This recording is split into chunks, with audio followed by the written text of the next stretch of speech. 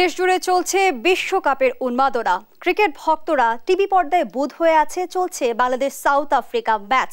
বাংলাদেশ দলের প্রতি শুভ কামনা জানিয়ে আমরা চলে যেতে চাই রাজনৈতিক অঙ্গনে।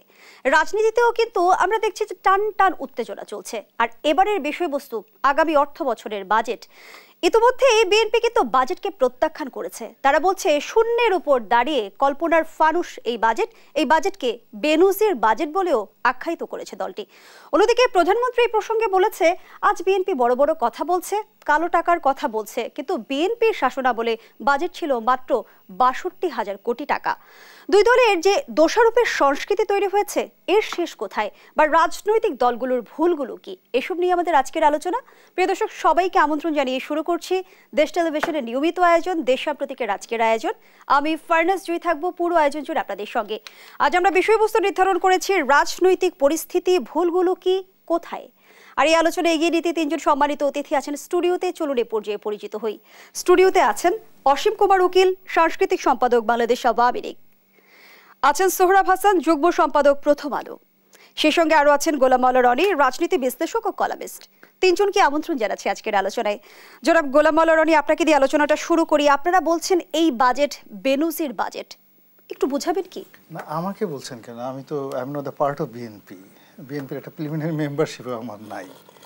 এখন এখানে দেখা যায় যে টকশোতে আওয়ামী লীগের লোকজন আসে, তার উল্টে সে কথা বলতে গিয়ে যখনই আওয়ামী লীগের সমালোচনা, আমি যখন আওয়ামী লীগে ছিলাম তখন আওয়ামী লীগের সমালোচনাই করতাম এবং এখন যা করি তার সে আরও কঠোরভাবে করতাম। কাজেই আমাকে টার্গেট করে না বলে যেটা বিএনপি মির্জা ফখরুল সাহেব যেটা বলেছেন এই ব্যাপারে আমার মন্তব্য আপনি জিজ্ঞাসা করতে পারেন। এখন মির্জা ফখরুল সাহেব এটা বলবেন, এবং এটাই বাংলাদেশের রাজনীতি। আওয়ামী লীগ যত ভালো করুক না কেন, এখন তো আওয়ামী লীগ সত্যিকার অর্থে এই বছর খারাপ অবস্থার মধ্যে আছে, কিন্তু ৩-৪ বছর আগে আসলে তো করোনার আগে খারাপ অবস্থায় ছিল না, যখন $50 বিলিয়ন ছিল রিজার্ভ ছিল, বা এই যে এখন যে বেনজির কাণ্ড ধরা পড়ে গেল, একদম ফোকলা হয়ে গেছে, সব চারিদিকে শুধু বেনজিরময়, চাঁদ তারার মতো আকাশে শুধু বেনজির জ্বলতেছে এবং মানুষ টর্চ লাইট দিয়ে শত শত বেনজির খুঁজতেছে কোথায় আছে, টেকনাফে কয়টা বেনজির আছে, তেঁতুলিয়াতে কয়টা বেনজির আছে। তো এটা তো 3 বছর আগে ছিল না। কিংবা বেনজির যখন ক্ষমতায় ছিলেন, তখন দেখা যাচ্ছে সবাই গিয়ে তার সামনে জি হুজুর করার জন্য যত ব্যস্ত ছিলেন। বা আজিজ সাহেব যখন সেনাপ্রধান ছিলেন, বিজিবি প্রধান ছিলেন, ওরে বাবা রে বাবা, আজিজ সাহেবের চেহারার দিকে তাকে কত মানুষ যে কেঁদে দিয়েছে। এত সুন্দর চেহারা মানুষের হতে পারে? কিন্তু এখন যেহেতু তারা বিপদে পড়েছেন, বিপদে পড়ার পর বিভিন্ন মানুষ তাদেরকে নিয়ে ঠাট্টা মশকরা করছেন। এখন এই 3 বছর আগে যদি মির্জা ফখরুল সাহেবের কথাগুলো আপনি বিশ্লেষণ করেন, বিএনপির কথা বিশ্লেষণ করেন, মোরালেস দেখবেন যে তখনও এরকমই, ওই যখন আওয়ামী লীগের এরকম রিয়েল কোনো প্রবলেম ছিল না, তখনও এই সমস্ত কথাবার্তা হয়েছে। তাহলে পররাষ্ট্রমন্ত্রী যেমনটি বলেছে যে প্রতি বছর আসলে বিএনপি বিবৃতি রেডি করে রাখে বাজেটের আগে, শুধুমাত্র অভিযোগ করার জন্য অভিযোগ। এটা আওয়ামী লীগ যখন বিরোধী দলে ছিল তারাও বিবৃতি রেডি করে রাখতো, ব্যানার রেডি করা থাকতো, এবং জাতীয় পার্টি যখন ক্ষমতায় ছিল তখন বিএনপি এবং আওয়ামী লীগ উভয় দলই ব্যানার রেডি করে রাখতো, হরতাল রেডি থাকতো, সব কিছু রেডি থাকতো।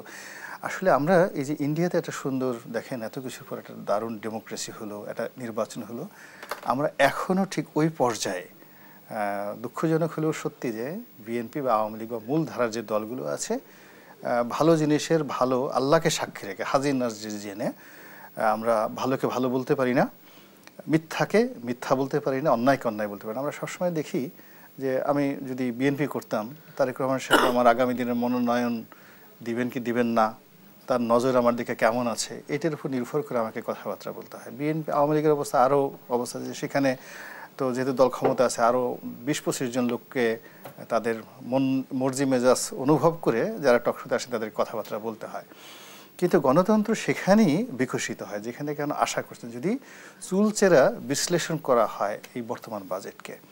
তো সেই দিক থেকে আমার কাছে মনে হয়েছে যে আমি যতগুলো বাজেট সরকারের পক্ষে যারা বলেছেন বা বিপক্ষে বলেছেন, ইভেন সিপিডি বলেছেন বা যারা বলেছেন, আমার কাছে মনে হয় নাই যে সত্যিকার অর্থে এই বাজেটকে যেভাবে সমালোচনা করা উচিত, যেভাবে তুলে ধরা উচিত, বা যেই জায়গাগুলো আসলে সতর্ক করা উচিত on good faith and good trust, সরকারকে, দেশকে এবং বিরোধী দলকে। না, এটা তো আসলে ঠাট্টা মশকরার বিষয় না। এখানে যে ট্যাক্সগুলো দেওয়া হচ্ছে এগুলো আপনাকে আমাকে দিতে হবে, আর আমাদের এই টাকাগুলো নিয়ে সরকার খরচ করবে, সেটা বিশাল অঙ্ক। তো সেই বিশাল অঙ্কের টাকাগুলো আবার বিদেশ থেকে তারা হাওলাত করে বা ঋণ করে টাকা আনছে, এটি মূলত আমাদের মাথা বিক্রি করে, আমাদের মাথা দেখিয়ে এই শ্রব্বা আছে, রনি সাহেব আছে, রশ্মিদা আছে, এই 18 কোটি মানুষের মাথার দোহাই দিয়ে আমাদের বিদেশ থেকে ঋণ আনতে হচ্ছে। এর কোনো ব্যক্তিকে দিচ্ছে না, আওয়ামী লীগের লোন দিচ্ছে না, বাংলাদেশকে লোনটা দিচ্ছে। কাজেই এই যে লোন, বাজেট, আয় ব্যয় প্রত্যেকটা বিষয়ের সঙ্গে আমাদের ব্যক্তিগত স্বার্থ জড়িত রয়েছে। তো সেই দিক থেকে যে সমালোচনাগুলো করা উচিত, সেই সমালোচনাগুলো আমরা এখনও বাংলাদেশে ওই পলিটিক্যাল কালচারটা শুরু করতে পারিনি। আমরা সেই গতানুগতিক, যেটা 1986 সনে, 87 সনে এরশাদ জামানাতে হতো, 96-তে যেটা হতো, 2006-তে যেটা হতো, এই 2024-এ ওইভাবেই হচ্ছে। এগুলো আমার বক্তব্য। শুধুমাত্র সমালোচনা করার জন্যই সমালোচনা করছে রাজনৈতিক দলগুলো না, এখানে সমালোচনা যে অ্যাবসলিউটলি, এখানে সমালোচনা দুটো বিষয় আছে। যে শুধুমাত্র মন্দ কথা বলে বদনাম করে কাউকে একেবারে করে দেওয়া, তারপরে সমালোচনার উত্তেজনা সৃষ্টি করা, সমালোচনা সৃষ্টি করে কাউকে বিভ্রান্ত করা। তো অ্যাজ এ হোল এখন বাংলাদেশে যা হচ্ছে কম্প্যাক্ট একটা সলিউশন, যে সলিউশনে কখনই যারা বিরোধী দল থেকে করে তারা খুব নির্মম এবং নিষ্ঠুরভাবে সরকারকে টার্গেট করে কথাগুলো বলেন, সো দ্যাট এখানে যেন অনেকগুলো সমস্যা চলে আসে একটার পিছনে একটা, যেন সরকারকে ধরা যায় এবং জনগণ যেন বিভ্রান্ত হয়, যেন বিক্ষুব্ধ হয় এবং এখানে একটা পলিটিক্যাল গেইনিং থাকে। এটা এশিয়ার সাবকন্টিনেন্টে এই রাজনীতিটা আসলে এইভাবে চলে আসছে, যে পলিটিক্যাল একটা গেইন নেওয়ার চেষ্টা করে থাকে।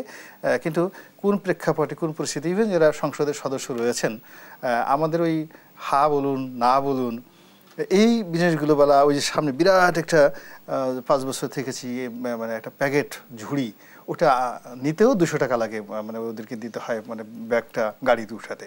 কিন্তু ওই বাজেটের মধ্যে যে বিশাল যে ডকুমেন্টেশন রাষ্ট্র করে দিয়েছে, কয়জন সংসদ সদস্য টু দি পয়েন্টে এই মাথা থেকে ওই মাথা পর্যন্ত পড়েছেন এবং ওটা নিয়ে সংসদের উপর ভাষণ দিয়েছেন, আমি এটা বলতে পারবো না। কিংবা অন্যান্য যারা আছে তারা এই বিষয়ে জানে, কিন্তু ওখানে ইন ডিটেলস কেন টাকা নিল, কিভাবে নিল, কোন থেকে আসবে, এই ডিটেলস, মানে অর্থমন্ত্রী যেটা বলেছেন সেটা খুব অল্প সংক্ষিপ্ত একটা সার, বাট ফুটনোট, কিন্তু এটা একটা বিশাল ব্যাখ্যা আছে। তো এটা নিয়ে অনেক কিছু বলার আছে, অনেক কিছু করার আছে, সেইভাবে আসলে বাংলাদেশে হচ্ছে না।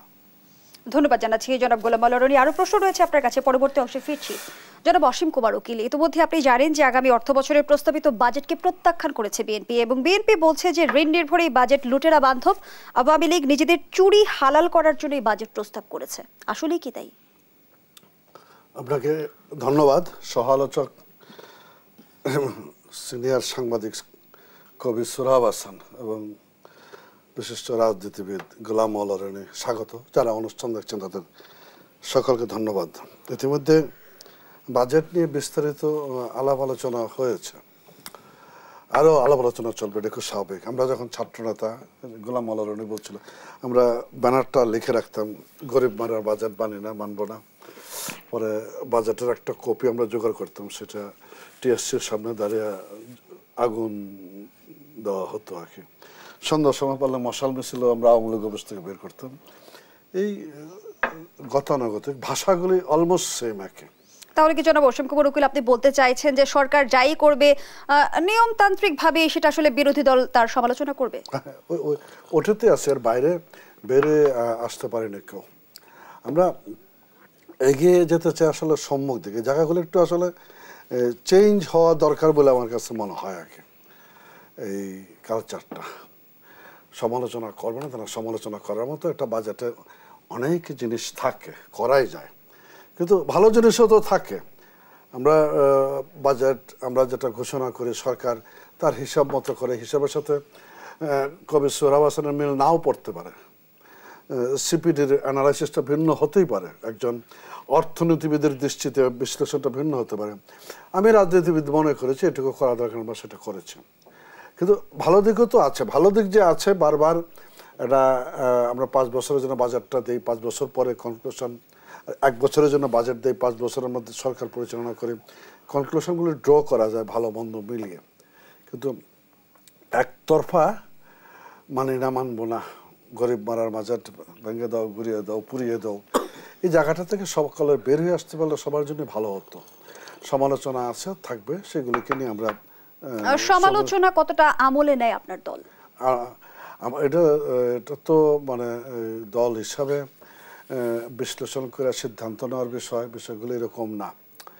একটা তো সরকার বাজেটটা প্রণয়ন করে, সেখানে বাজেট প্রণয়নের পূর্বে আলাপ আলোচনা করে না, আমি তা বলছি না, করেও আগে। মূলত পার্লামেন্টের যে আলাপ আলোচনাটা হয় এটা দলের মতামতের প্রতিফলন ঘটে, সেক্ষেত্রে কিছু তো জায়গায় রিঅ্যাডজাস্ট করা হয় যেটুকু পারা যায়, সেই জায়গাগুলি আছে। তবে হ্যাঁ, আমি এই যে বলতেছিলাম না যে এখন বেনজির আলোচনার টেবিলে কেউ কেউ বাজেটকে বেনজিরের সাথে তুলনা করছে আর কি, এই বিষয়গুলি আরও মানে খুব পীড়াদায়ক আর কি।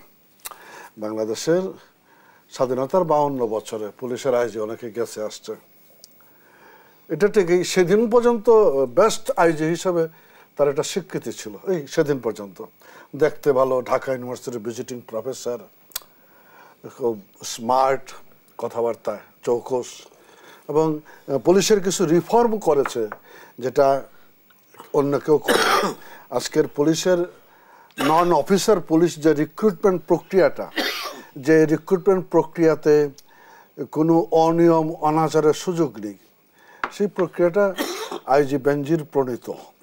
আপনাদের খেয়াল আছে একটা মেয়ে পুলিশের রিক্রুটমেন্ট প্রক্রিয়ায় সমস্ত রেজাল্ট ভালো হয়েছে, তারপর সে চান্স পায় না, পরে সে রাজারবাগে এসে রাজারবাগের পুলিশ লাইনে এসে ধর্মঘটে দাঁড়ালো। কী ব্যাপার, খবর নিল, মিডিয়া সব ছুটে গেল, যেরকম সে রিটেনে ভাইভাতে ফার্স্ট হচ্ছে, তার চাকরি হচ্ছে না। বিষয়টা মাননীয় প্রধানমন্ত্রী নজরও গিয়েছে আর কি। মাননীয় প্রধানমন্ত্রী তখন পুলিশের আইজিকে বললো যে কী ব্যাপার এরকম, তখন বলল যে এরকম যে পদ্ধতিতে রিক্রুটমেন্টটা হচ্ছে, সেই পদ্ধতিতে স্থায়ী ঠিকানা অনুযায়ী তার কোটাটা হয় আর কি। এই যে মেয়েটা আছে আর কি, মেয়েটার কোনো স্থায়ী ঠিকানা নাই, এই জন্য চাকরিটা হচ্ছে না।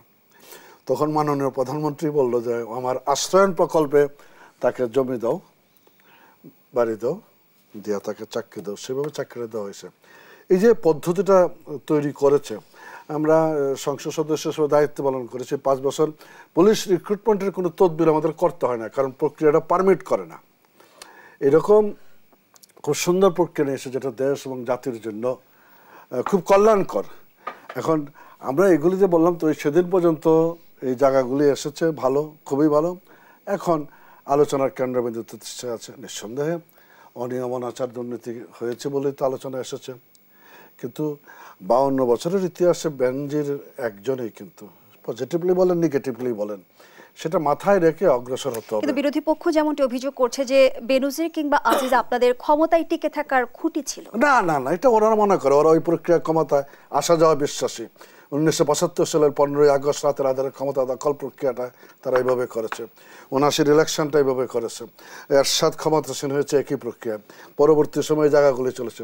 ওনারা অবৈধ পন্থায় ক্ষমতা আরোহণকারীরা এইগুলির উপর নির্ভরশীল হয়। আমরা কোনো অর্থে এটা পক্ষপাতী না। আমরা এই জায়গাগুলিতে রিফর্ম করার চেষ্টা করেছি। পুলিশের একটা ইন্সপেক্টর 2য় শ্রেণীর ছিল, থানার ওসি। একটা উপজেলা লেভেলে অফিসার থাকে, বিসিএস অফিসার থাকে 18 জন, 20 জন, 22 জন, 24 জন।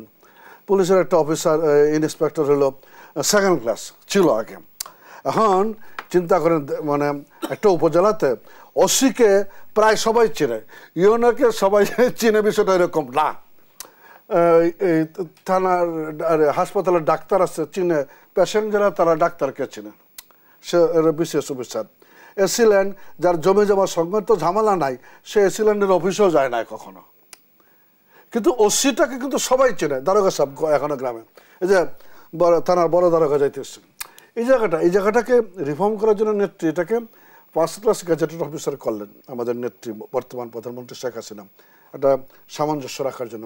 পরবর্তী পদক্ষেপটা নিয়েছিল বিশেষ পুলিশ অফিসার উপজেলা লেভেলে দিবে, একটা সাম্যতা আনার জন্য, এটা লেবেল করার জন্য, এবং যে জন্য প্রাথমিকভাবে কিছু কিছু থানাকে মডেল থানা ডিক্লেয়ার করে সেই মডেল থানাতে বিশেষ পুলিশ বসানো হয়েছিল। পরে ইন্সপেক্টররা এটার পক্ষে নাই বা এখনও নাই, প্রতিবাদ করে এই প্রক্রিয়াটাকে আর আগানো গেল না। এই যে এই পদক্ষেপগুলি পুলিশ প্রশাসনকে ঢেলে সাজানোর প্রক্রিয়াটা আমরা করেছি। পক্ষান্তরে যারা বলছে ক্ষমতা বদলের হাতিয়ার, তারা এই জায়গাটাকে ব্যবহার করে দলটা সৃষ্টি করেছে। জিয়াউর রহমান সাহেব ধরেন কথার কথা আমার নেত্রকোনা যাবে, আগের দিন প্রিন্সিপাল সেক্রেটারি ফোন করিয়া নেত্রকোনা ডিসিকে বলছে যে এরকম এই মাসের 25 তারিখ চিফ মার্শাল অ্যাডমিনিস্ট্রেটর যাবেন নেত্রকোনা, আপনি অ্যারেঞ্জমেন্ট করবেন সুশীল সমাজ। কিন্তু জনাব অসীম কুমার উকিল, বর্তমান সময় তো বলা হচ্ছে যে ক্ষমতার বলে দুর্নীতির বিস্তার ঘটছে, কেন ঘটছে সেটি আপনারা চিন্তা করছেন কিনা বা ভাবছেন কিনা, প্রশ্নটি আপনার কাছে থাকছে। পরবর্তী অংশে আবারও ফিরবো, ধন্যবাদ জানাচ্ছি। জনাব সোহরাব হাসান, আমরা যখন দেখছি যে বেনজির আজিজ কিংবা আনার প্রসঙ্গে দেশজুড়ে তোলপাড় তৈরি হয়েছে, সেই বাস্তবতাই কিন্তু আমরা দেখলাম যে আগামী অর্থ বছরের প্রস্তাবিত বাজেট ঘোষণা হলো এবং সেখানে কালো টাকা সাদা করার সুযোগ রাখা হয়েছে, যেটি নিয়েও সমালোচনা হচ্ছে। সিপিডি বলছে যে এই সুযোগের মধ্য দিয়ে আসলে যারা অপচেষ্টা করবে বা যারা অন্যায় করবে তাদের সুযোগ দেওয়া হচ্ছে। ধন্যবাদ। এই সুযোগটাই প্রথম তো দেওয়া হচ্ছে না। ধন্যবাদ অসীম কুমার উকিল এবং গোলাম মোল্লা রনি, দুই বন্ধু, এবং আপনাকেও শুভেচ্ছা। বিষয় হচ্ছে আমরা বাজেট নিয়ে আলোচনা করব। তো বাজেটের একটা হচ্ছে যে এর অর্থনৈতিক দিকগুলো, বর্তমান পরিস্থিতিতে এর চেয়ে ভালো বাজেট করা যেত কিনা, এটি একটি প্রশ্ন। আরেকটি এর সঙ্গে সঙ্গে এটি যেমন ক্ষমতাসীনদের অনেকটা পক্ষে যাবে, কারণ এখন ডলার সংকট, রপ্তানি ততটা আশাব্যঞ্জক নয়, প্রবাসী আয় কোনো মাসে বাড়ে কোনো মাসে কমে, সুতরাং একটা কঠিন অবস্থার মধ্যে কিন্তু আমরা আছি। আমদানি পণ্যের দাম ক্রমেই বেড়ে যাচ্ছে, টাকার অবমূল্যায়ন ডলারের বিপরীতে, সেটিও আমদানি পণ্যের দাম অনেক বাড়িয়ে দিয়েছে। সুতরাং এই পরিস্থিতিতে এর চেয়ে ভালো বাজেট করা যেত কিনা, তো সেক্ষেত্রে বিরোধী দলের উচিত ছিল কিন্তু একটা বিকল্প বাজেট দেওয়া। যে সরকার অর্থমন্ত্রী এই প্রস্তাব করেছে, আমরা মনে করি এই আয়ের মধ্য দিয়েই বা রাজস্ব সংগ্রহের মধ্য দিয়ে এই পদক্ষেপ নেওয়া যেতে পারে। দ্বিতীয় হচ্ছে যে বাজেট একটা শুভঙ্করে ফাঁকি থাকে। আমরা বলি যে এত কোটি টাকা সামাজিক সুরক্ষা কর্মসূচিতে ব্যয় করা হচ্ছে, অর্থাৎ গরিব মানুষদের সহায়তা কর্মসূচি। এখন সরকারি কর্মকর্তাদের যে পেনশন, এটাকে সামাজিক সুরক্ষার মধ্যে যদি দেওয়া হয় তাহলে তো সেটা সামাজিক সুরক্ষা হয় না। মানে একজন সচিব যে পেনশন পাবে সেটা সামাজিক সুরক্ষা যদি হয়, হ্যাঁ, মানে আপনি ব্যাকরণগতভাবে বলতে পারেন যে সেটাও তো সরকার তাদের দিয়েছে, কিন্তু একজন রিক্সাওয়ালা কেন এই একজন সচিবের পেনশনের পয়সা দেবেন? হ্যাঁ, এটা সুতরাং এক ধরনের আমাদের হিসাবের গড়মিল আছে। সেখানে কিন্তু একজন সাধারণ, যেহেতু আপনি রিকশাওয়ালার কথা বললেন, সাধারণ মানুষ কিন্তু আসলে প্রবৃদ্ধি কিংবা মূল্যস্ফীতি বিষয়গুলো বোঝে না। আচ্ছা, দ্বিতীয় প্রশ্নটি হচ্ছে এই কঠিন সময়টা হলো কেন? কঠিন সময়টা উত্তরণ ঘটানো যেত কিনা, বিরোধী দলের যে প্রশ্নটি বড়, যে এই যে অর্থনৈতিক আমরা অনেক ক্ষেত্রেই আমরা একটা ঝুঁকিতে আছি, যেটি গোলাম মোল্লা রনি বললেন যে আমরা করোনার আগে তো সরকার এতটা ঝুঁকিতে ছিল না, অবশ্যই ছিল না। বিশেষ করে মূল্যস্ফীতি এখন 10%, কোনো খাদ্যপণ্যে 10%-এর বেশি, খাদ্যপণ্যের বাইরে 10%-এর কাছাকাছি, এবং এটি আরও বাড়তে পারে। সুতরাং এটি কিন্তু ভয়ের ব্যাপার। যদিও অর্থমন্ত্রী বলেছেন যে বছরের শেষ নাগাদ মূল্যস্ফীতি কমবে। আপনি যেটা বললেন যে সাধারণ মানুষ 6.5% আনার কথা বলছেন উনি এবছরে। যে প্রশ্নটি হচ্ছে যে এই মূল্যস্ফীতি ঠেকানো যেত কিনা, বা মূল্যস্ফীতির কারণ কি শুধুই আমদানি, শুধুই ইউক্রেন যুদ্ধ, শুধুই মধ্যপ্রাচ্যের অস্থিরতা, না দেশের ভেতরেও একটি চক্র আছে। আমরা তো দুইজন সাবেক সংসদ সদস্য আছেন, আমরা তো সংসদে তোলপাড় মানে আলোচনা শুনতাম যে সিন্ডিকেট, মন্ত্রীরাও বলেছেন সিন্ডিকেট ধরা যাচ্ছে না কেন? এই ইউক্রেন অবস্থা, মানে ইউক্রেন যুদ্ধ, বিশ্বে অস্থিরতা, তার মধ্যে ভারত তো 5%-এর নিচে মূল্যস্ফীতি ধরে রাখতে পেরেছে।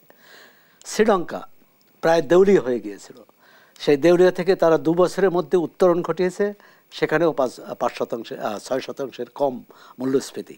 আমরা পারলাম না কেন? একটা কারণ হচ্ছে আমরা অতিশয় আমদানি নির্ভর। আমদানি নির্ভর আমরা তার মানে আমরা স্বয়ংসম্পূর্ণ হইনি।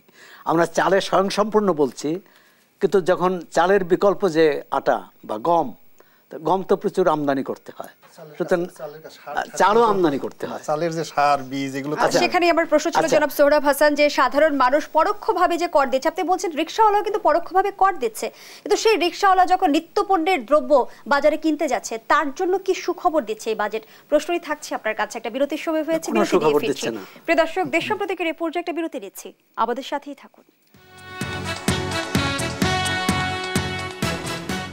ফিরে এলাম, আপনারা দেখছেন দেশ টেলিভিশনের নিয়মিত আয়োজন দেশ সাম্প্রতিক। আজকের আলোচনা চলছে রাজনৈতিক পরিস্থিতি, ভুলগুলো কি কোথায়, এই শিরোনামে আবারও ফিরছে আলোচনায়। জনাব সোহরাব হাসান, যে প্রশ্নটি আপনার কাছে ছিল যে সাধারণ মানুষ বা একজন রিকশাওয়ালার প্রসঙ্গে যদি আমরা তুলি, সে কিন্তু মূল্যস্ফীতি বুঝবে না, সে প্রবৃদ্ধি বুঝবে না, জিডিপি বুঝবে না, কিন্তু সে যখন বাজারে যাচ্ছে একেবারে তার সাধারণ নিত্য প্রয়োজনীয় দ্রব্যগুলো কিনতে, তার জন্য কি সুখবর থাকছে বাজেটে? তার জন্য খুব সুখবর থাকছে না, একমাত্র টিসিবির যে গাড়ির পিছনে লাইনে দাঁড়ানো ছাড়া। আর সরকার বলেছে 1 কোটি কার্ডের মধ্যে দিয়ে 1 কোটি পরিবারকে সহায়তা দিবে, কিন্তু সেটাও ঠিক মতো যদি সহায়তা পৌঁছে তাহলে তার জন্য কিছুটা স্বস্তি।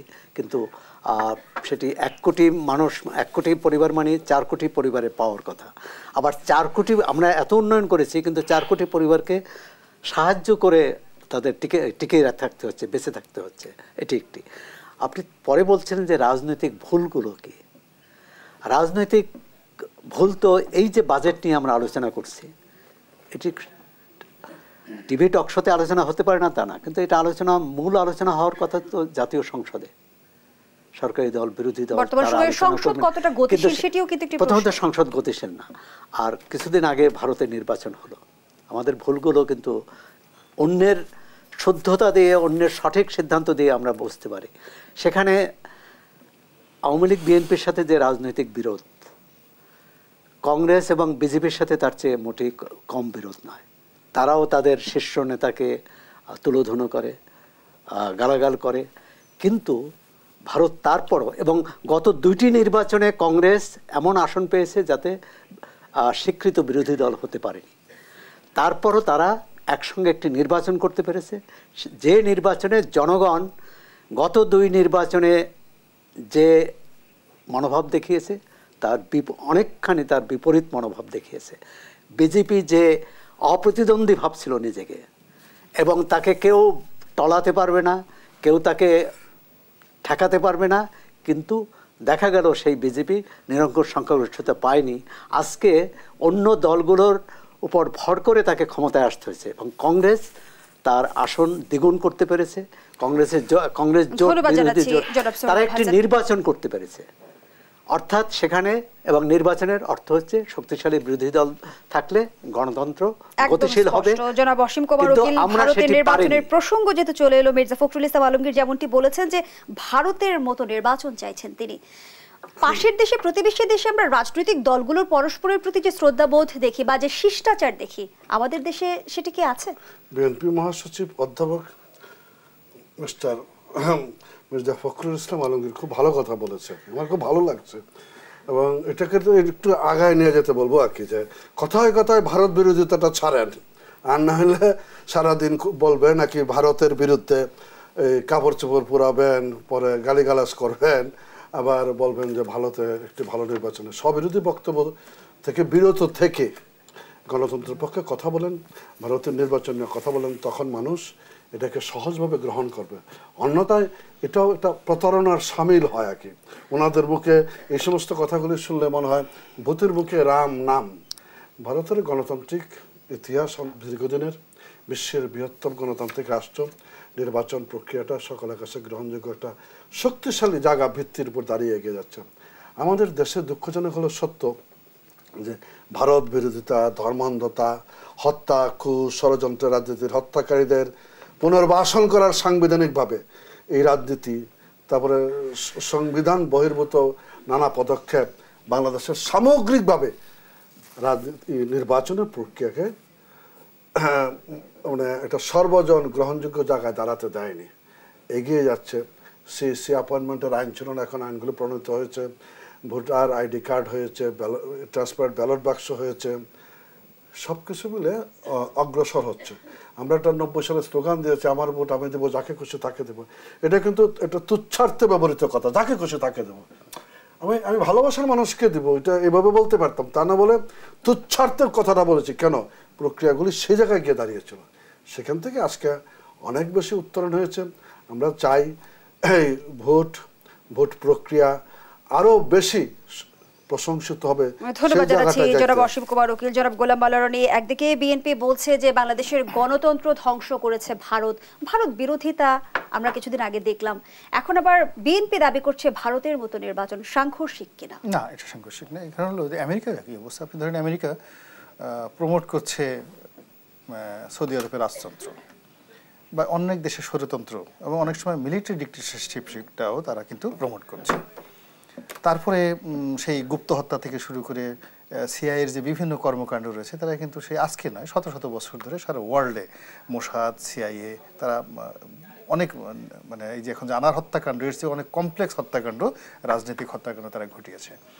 কিন্তু এত কিছুর পরও আপনি যদি কোন আমেরিকার মেইন ল্যান্ড ধরেন, সেখানকার judiciary one of the fantastic judiciary, সেখানকার সিভিল রাইট, সেখানে যে একটা উন্নত মধ্যবিত্ত শ্রেণী আছে, সেখানে যে গণতন্ত্র আছে, সেখানে যে পার্লামেন্ট আছে, সেপারেশন অফ পাওয়ার আছে। এখন আমেরিকার যে বাইরের ওয়ার্ল্ডের যে অ্যাক্টিভিটিস আছে, সেইটার সঙ্গে আপনি যদি তুলনা করে তাদের অভ্যন্তরীণ যে জিনিসগুলো সে গড়ে তুলেছে, আমরা তো সেটাকে অ্যাভয়েড করতে পারি না। ফলে সারা দুনিয়ার মানুষ কিন্তু এখন আমেরিকাতে যেতে চায়, ছেলে মেয়েকে সেখানে পড়াতে চায়। একইভাবে ভারত এখন একটা কর্তৃত্ববাদী রাষ্ট্র হয়ে পড়েছে।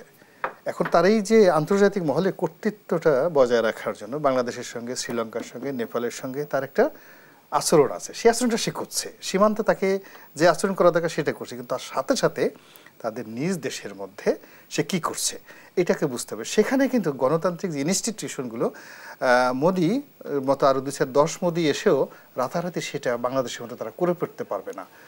এখানে অনেকগুলো সেফগার্ড আছে, ভ্যানগার্ড আছে। আপনি দেখেন চন্দ্রবাবু নাইডুর মতো মানুষ লাইমলাইটে চলে আসলো, একসময় লালু প্রসাদ যাদব লাইমলাইটে চলে এলেন, নীতিশ কুমার এবার লাইমলাইটে চলে আসে, একসময় মমতা ব্যানার্জি রেলমন্ত্রী হয়ে চলে আসেন। অর্থাৎ ভারতের এই অদ্ভুত যে রাজনীতি, সেই রাজনীতিতে সেই তামিলনাড়ু থেকে তেলুগু দেশম থেকে শুরু করে কর্ণাটক, মানে প্রত্যেকটা জায়গা থেকেই সুপারস্টারগুলো এসে দিল্লি রাজনীতি নিয়ন্ত্রণ করছে।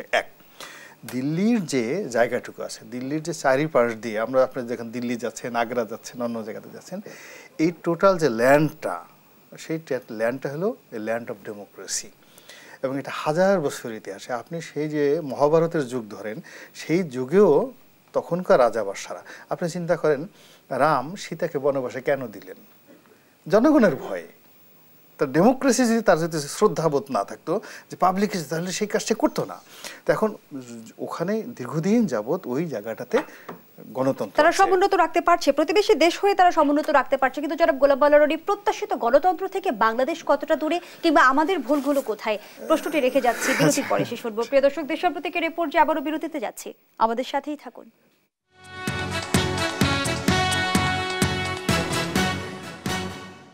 ফিরে এলাম, আপনারা দেখছেন দেশ সাম্প্রতিক। আমরা আবারও ফিরছি আলোচনায়। জনাব গোলাম মাওলা রনি, যে প্রশ্নটি আপনার কাছে রেখে গিয়েছিলাম যে প্রত্যাশিত গণতন্ত্র থেকে আমরা কতটা দূরে, আমাদের ভুলগুলো কি?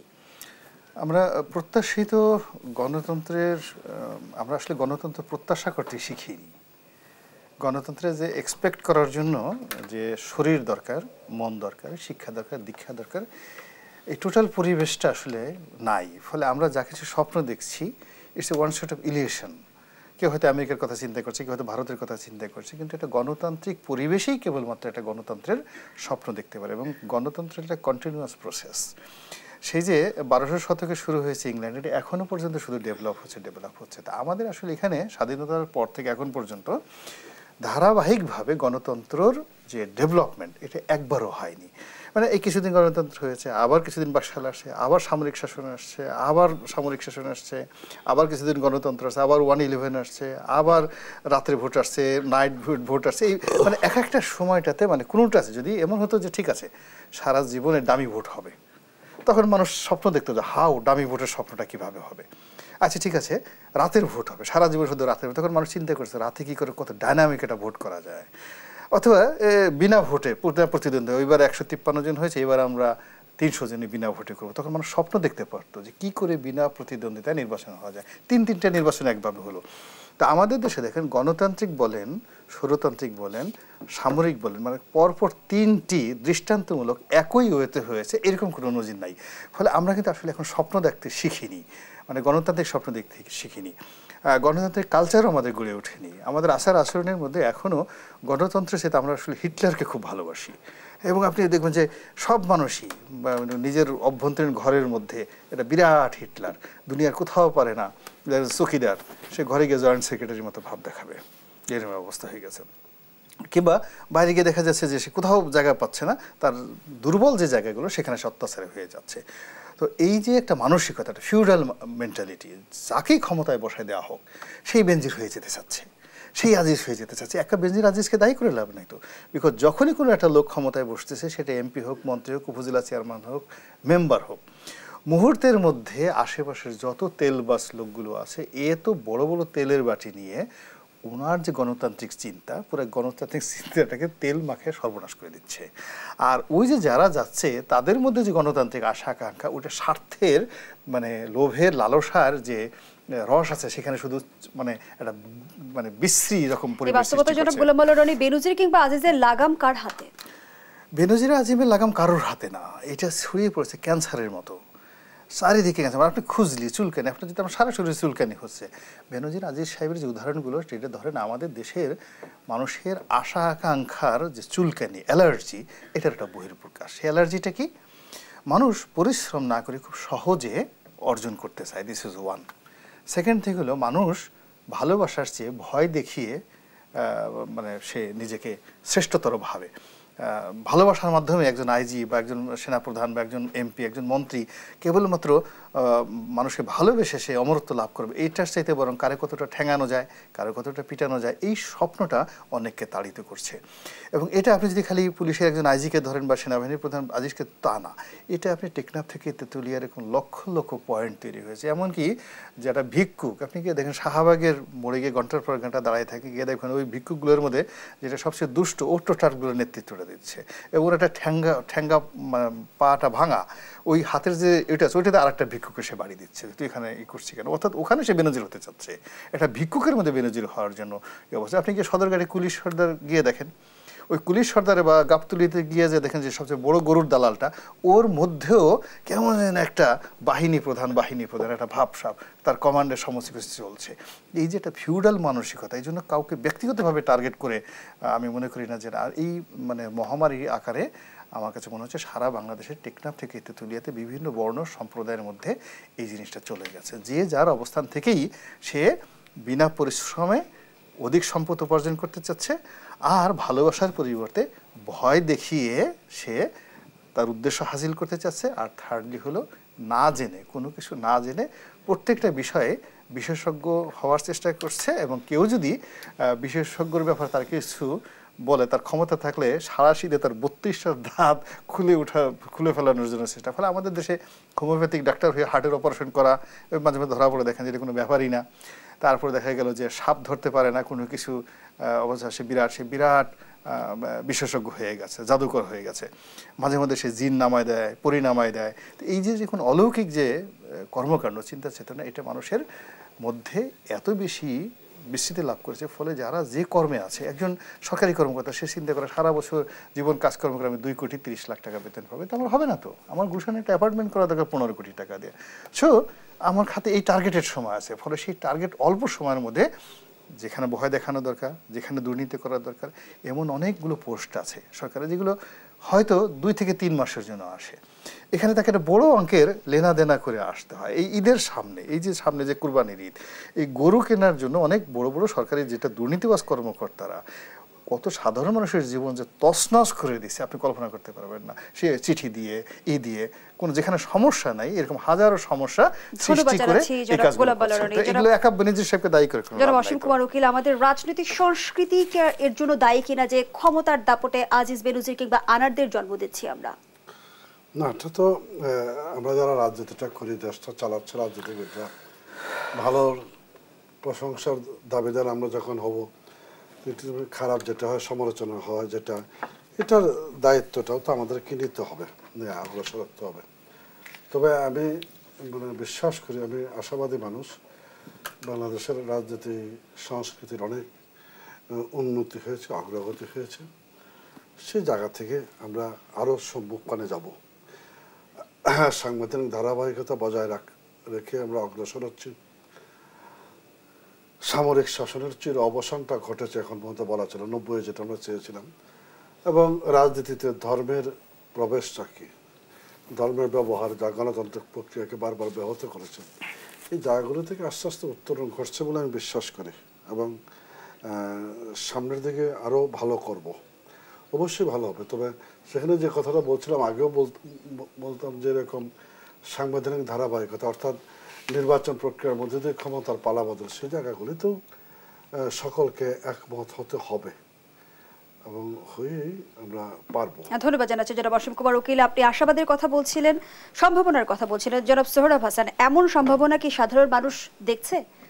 রাজনীতির প্রতি তাদের কি আশাবাদ থাকছে না কমে যাচ্ছে? না, বন্ধু অসীম কুমার উকিল গণতান্ত্রিক ধারাবাহিকতার কথা বলছেন, সাংবিধানিক ধারাবাহিকতার কথা বলছেন। যদি আমরা রক্ষা করতে পারি খুবই ভালো, কিন্তু সেটি শুধু লোক দেখানো নয়, সেটি শুধু কারিগরিভাবে না, সেটি মানে চেতনায়, অন্তরে এবং মূল্যবোধে সেটি করা উচিত। আর এর পাশাপাশি আরেকটি ধারাবাহিকতা আছে যেটা খুব বিপজ্জনক, সেটা হচ্ছে দুর্নীতির ধারাবাহিকতা। বিএনপি যখন ক্ষমতায়, এরশাদ যখন ক্ষমতায় ছিল, এরশাদের দুর্নীতির বিরুদ্ধে আওয়ামী লীগ বিএনপি একসঙ্গে লড়েছে। তারপর বিএনপি যখন ক্ষমতায় আসলো, তার দুর্নীতির বিরুদ্ধে আওয়ামী লীগ লড়েছে। পরে আবার আওয়ামী লীগ যখন আসলো, তার দুর্নীতির বিরুদ্ধে বিএনপি লড়েছে। আবার এরপরে যখন বিএনপি আসলো, আওয়ামী লীগের সেই দুর্নীতির বিরুদ্ধে আওয়ামী লীগ লড়েছে। আজকেও কিন্তু সেই দুর্নীতির বিরুদ্ধে লড়াই করতে হচ্ছে। না হলে এই বেনজির, একটা চিন্তা করুন, একজন পুলিশ প্রধান, মানে তার কত চাই? টলস্টয়ের একটা গল্প ছিল, 3.5 হাত জমি, যে একজনকে বলা হয়েছিল যে তুমি যত দূর এই সূর্যাস্তের আগ পর্যন্ত দৌড়াতে পারবা, তত জমি তোমার। দৌড়তে দৌড়তে যখন সূর্যাস্ত শেষ হলো, ওই লোকটি ওই ভূমিতে লুটিয়ে পড়লো। তার জন্য কবর হলো 3.5 হাত। তো বেনজিরের অবস্থাটা কিন্তু এরকম ভয়াবহ। শুধু গোপালগঞ্জে, যেখানে প্রধানমন্ত্রীর জন্মভূমি, বঙ্গবন্ধুর জন্মভূমি, সেই গোপালগঞ্জে তিনি 650 একর সংখ্যালঘুদের জমি, পুরোটাই সংখ্যালঘুদের। এই রানা দাশগুপ্ত, হিন্দু বৌদ্ধ ঐক্য খ্রিস্টান পরিষদের নেতা, তিনি গিয়েছিলেন সরজমি নির্মাণ। কেউ জমি স্বেচ্ছায় বিক্রি করে না। সেটি এতই প্রত্যন্ত, যেখানে বেচা কেনাটাও নাই। এই বংশানুক্রমে দাদার জমি, বাবার জমি, সন্তান, এভাবে তারা করেছে, তাদের জোর করে, হয়তো দাম দিয়েছে, এটা না যে তারা করেছে। তো এটি করতে পারে। আপনি একদিনে 4টি ফ্ল্যাট কিনেছে। তিনি অবসরে যাওয়ার আগের দিন 30 লাখ টাকার সঞ্চয়পত্র কিনেছেন। মানে তিনি তিনি ভাওয়ালঘরে রিসেট করেছেন। কিন্তু আমি মনে করি যে এই কাজটি করতে পেরেছেন তিনি ক্ষমতা কাঠামোর ভিতরে থেকে। এবং বেনজিরের সাম্রাজ্য কিন্তু একদিনে গড়ে ওঠেনি, নিশ্চয়ই ধারাবাহিকভাবে তিনি তার অপকর্মগুলো চালিয়ে গেছেন। তা আমি মনে করি যে ক্ষমতা কাঠামোর একেবারেই শেষ পর্যায়ে কাঠামোকে প্রশ্ন করা উচিত, ক্ষমতা কাঠামোর আত্মজিজ্ঞাসা করা উচিত এবং সামনে কিভাবে এগোবে, সেই প্রত্যাশা আমাদেরও থাকবে। দর্শক, এখানেই শেষ করছি দেশ প্রতীকের আজকের আয়োজন। ধন্যবাদ আমাদের সাথে থাকার জন্য।